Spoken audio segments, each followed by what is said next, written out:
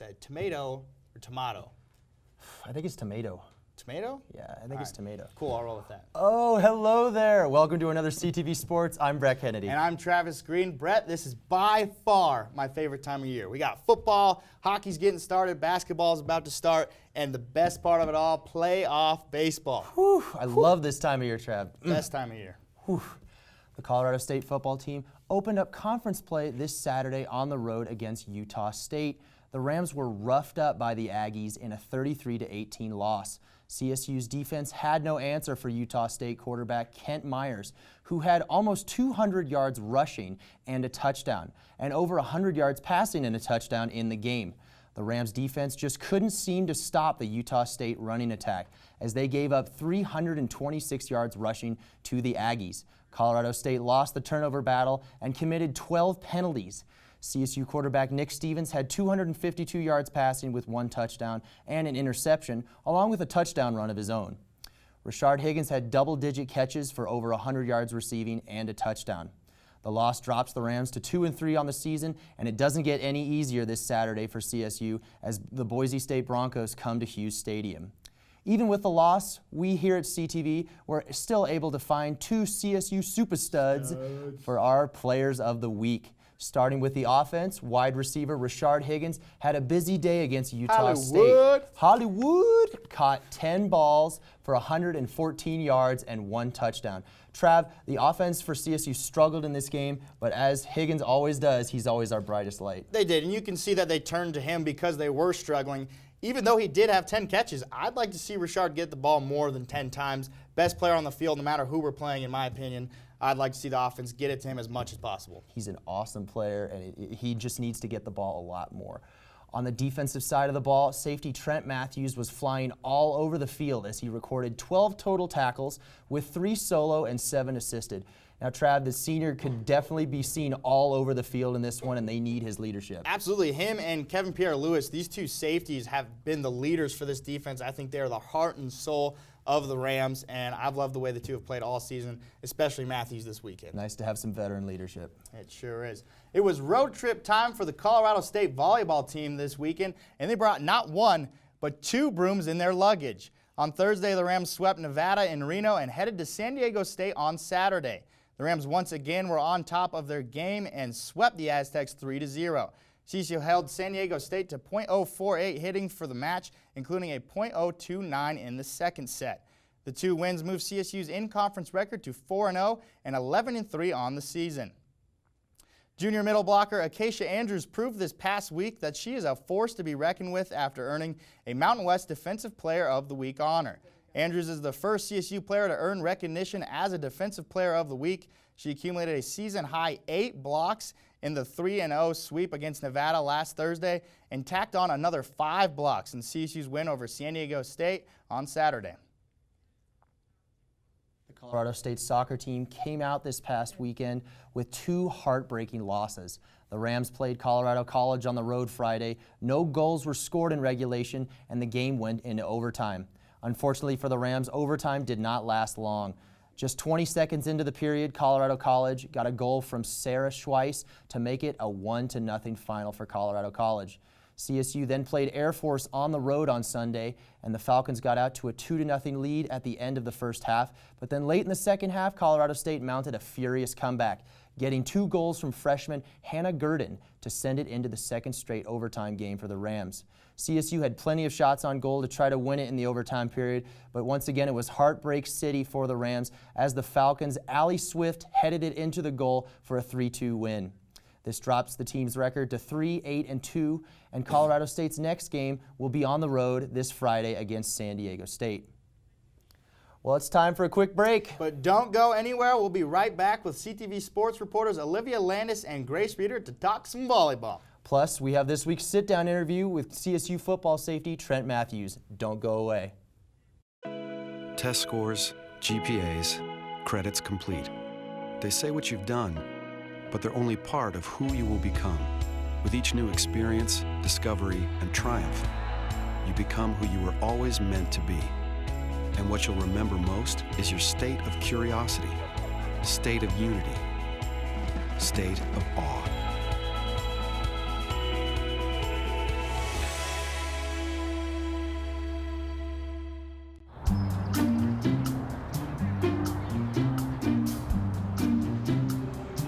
Don't worry. 74 people were picked before me in the NFL draft. To fight childhood obesity, United Way and the NFL are helping kids play at least 60 minutes a day. Okay, time for the team obstacle course. Yay! What this place needs is more healthy kids. To get involved or donate, go to unitedway.org/play60. Now I get it. We've got some celebrities in the house tonight. That's right, Trav. We're going to toss it over to our volleyball reporters, Olivia Landis and Grace Reeder, to hear more about the 21st ranked CSU volleyball team. Thanks, guys. Liv and I have been reporting on the volleyball team since the beginning of the season. And after 2 wins this past week against Nevada and San Diego State, the Rams have their road confidence back. That's right, Grace. And we should start off by talking about middle blocker Acacia Andrews, who just destroyed this week against Nevada and San Diego State at that. In the Nevada game, they knew that they could exploit that middle, and she was just the girl to do it. She had a career high 8 blocks. That's crazy. And then she tacked on another 5 against San Diego State. And I think the Rams really needed this confidence on the road, Grace, when they lost against Texas and Texas A&M. I think that was a heartbreaker for them, and I think this really brought that confidence back. Of course, this was their first win away for a true away game, so that brought the confidence back to them. And back to Andrews, she averaged 2.17 blocks per set, so definitely bringing that leadership to the Mountain West. And speaking of, she was Mountain West Defensive Player of the Week. And she's the first CSU player to earn that award so far. But speaking of leaders, senior Adriana Colbert is really stepping up this year and leading the Rams in the right direction. She's already accumulated 4 triple doubles this year, and she was named a Mountain West Offensive Player of the Week already, as well as Alex Reed. And you can see some of those stats there. Her kills per game, 2.77. She's definitely some leadership brought to the team after losing important players last season. And so as well as Alex Reed, she just had 10 kills this past week. So those seniors are really stepping up to lead the Rams this year. That's really nice to see, especially after losing talent like Mountain West Player of the Year Deidre Foss last year. So that's really nice to see. Absolutely. And as the Rams are also now 4-0 in conference, which is great because they're starting off a great season so far. Absolutely, and they also have a lot of games in the Mountain West coming up, so that'll be nice to see. I think their game against Wyoming is going to be difficult. Wyoming put up a fight against Shanghai. They lasted 5 sets against Shanghai, and we only lasted 3. We got swept in that one. So I'm a little nervous about that game, but I still think we're going to take the title. I also think that we're going to take the title, Grace. I think that the Rams are stepping in the right direction. But if you want more on the volleyball team, make sure to check out our coverage on collegian.com and look at our YouTube page after the games. Back to you, Travis. Thanks, Grace and Olivia. In this week's sit-down interview, I sat down with CSU Football senior safety Trent Matthews to talk about this season and hear about his nomination for what Matthews believes is the most important award he has ever been nominated for.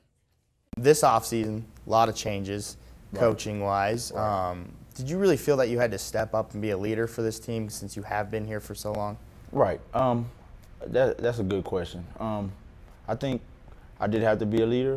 No matter who the coaching changes or, whoever comes in and out, I think I can always be a leader. I mean, at the end of the day, we still have the same team. So I think I earned enough respect from my peers to see me as a leader. And I take the challenge every day, man. I get everybody going on the field. If everybody has questions about life or have questions about just classroom stuff that I went through that may have been hard or tough for them, I mean, that's some of the things that I like to do. I don't want to do it just to say, you know what, Trent's doing the right thing, but I really genuinely want to do that because sometimes I didn't have the help, and sometimes it was hard for me to talk to somebody that I wasn't ready to talk to. So I want to be that guide way to help, some of the players, figure out what do they want to be and find themselves here at Colorado State.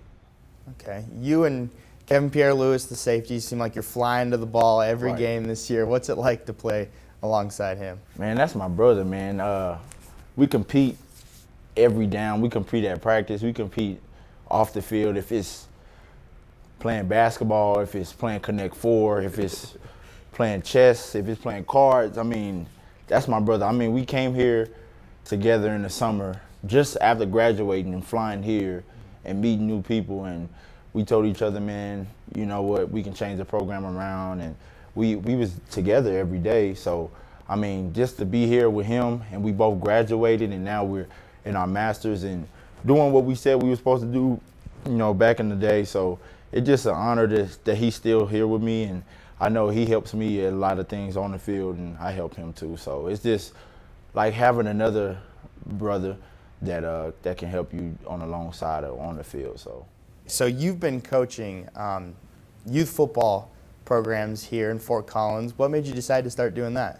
Well, after I got here, man, I always told I had to figure out what career path I wanted to do, and I fell in love with coaching. I mean, that's what I want to do, and once I get out of college, or if I make it to the NFL, if I don't, then I want to coach, man. And I thought, why not give back? You know what I mean?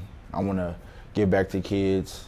One of the big things I taught all the kids, that every football player is a life lesson in life, because on and off the field, whether it's making a decision that's huge or something that's small. So if you engage them in program to do that, teach them that at a young age, I think it helps them and it helps me, because I learn from them also.